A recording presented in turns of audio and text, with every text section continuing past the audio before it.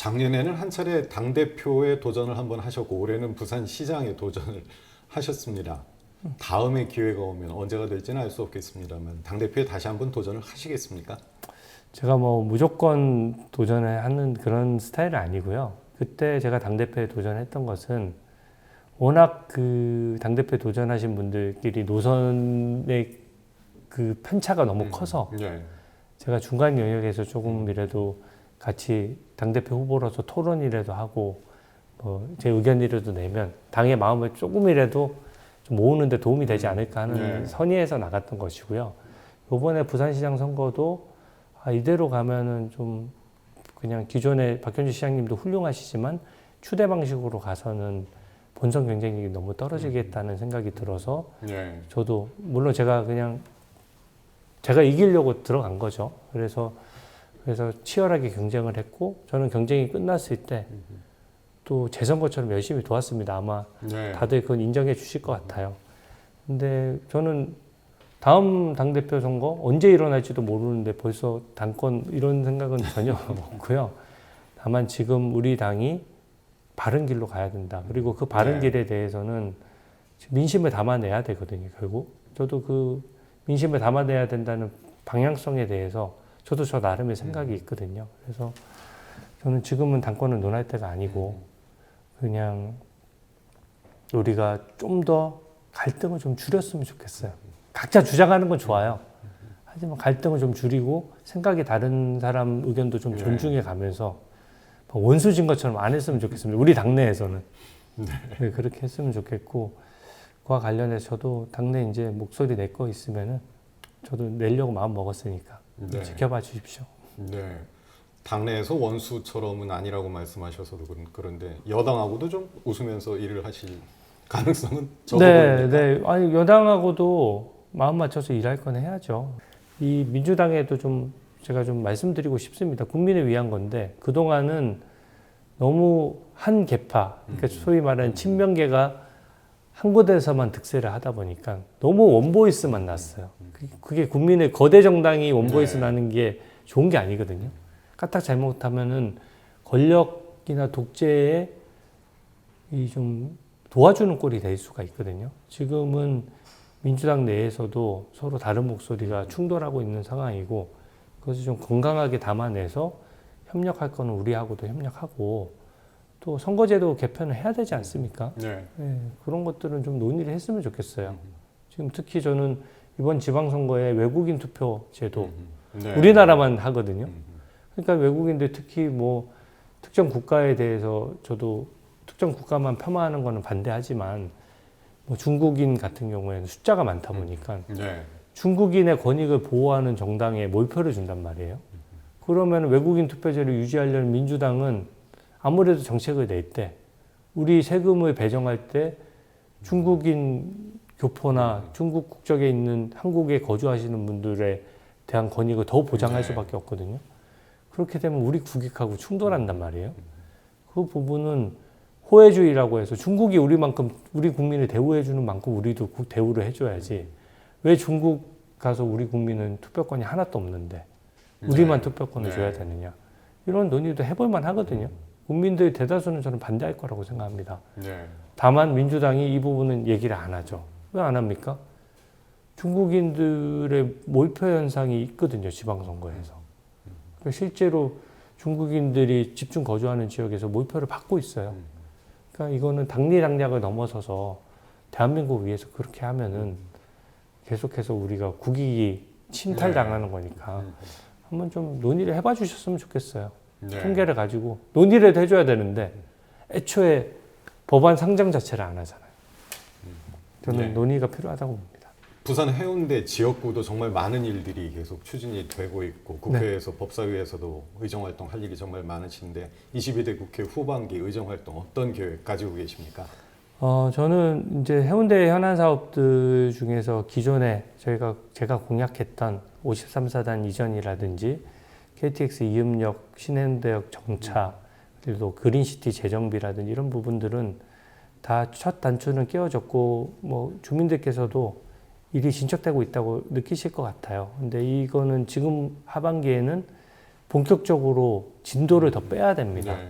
그래서 지역구 현안과 관련해서 저도 청와대에서만 2번 근무를 했었고 정부 부처에서 어떤 메커니즘으로 일이 진행되는지 잘 이해하고 있는 사람이고 그래서 속도감 있게 추진하겠다는 약속을 먼저 드리고요.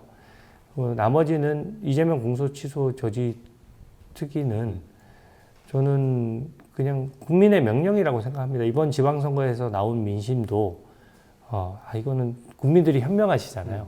그래도 아무리 다른 거 다 떠나서 이재명 대통령이 본인 재판을 본인이 임명한 사람이 없애는 거는 이거는 좀 곤란하다.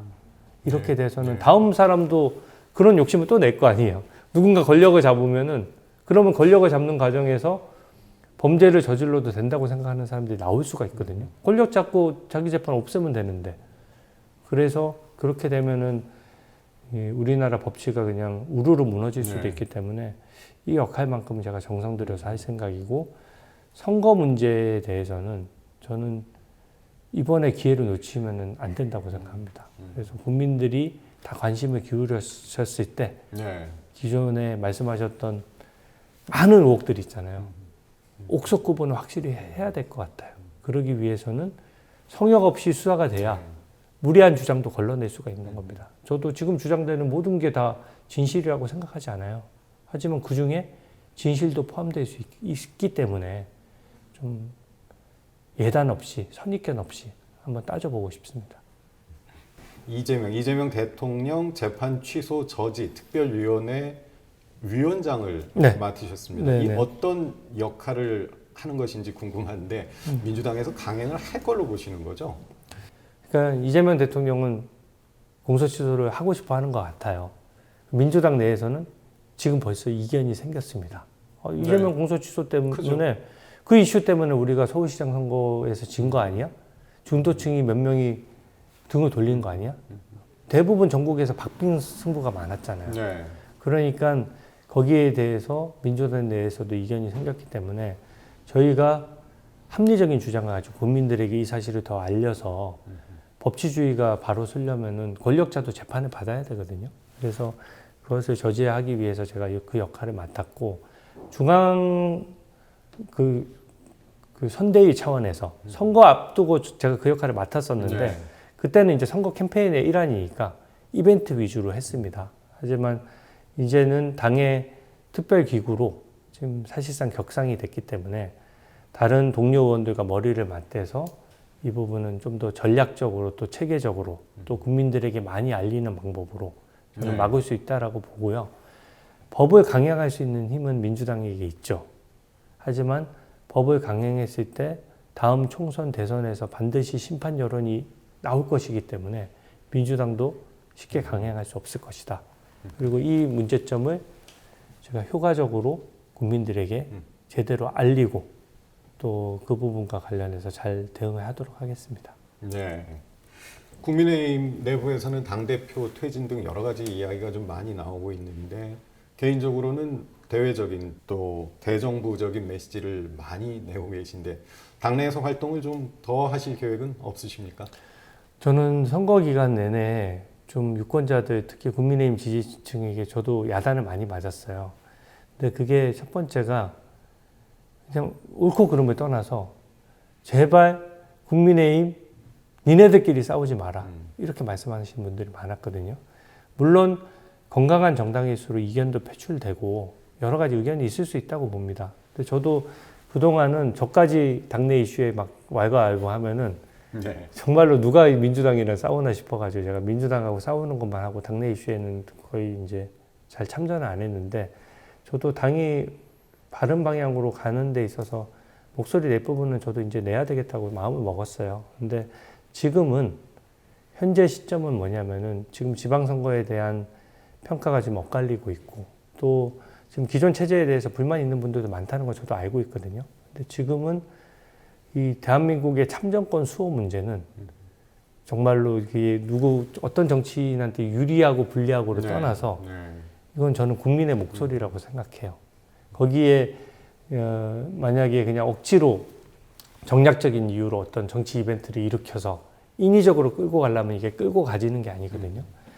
정당이 어떤 체제를 짜고 당권인을 누가 가지고 누가 당을 이끄느냐 하는 문제도 중요하지만 그 부분은 사실은 일을 더 잘하기 위한 시스템을 짜는 문제잖아요. 근데 정말로 큰 일거리가 떨어졌는데 네.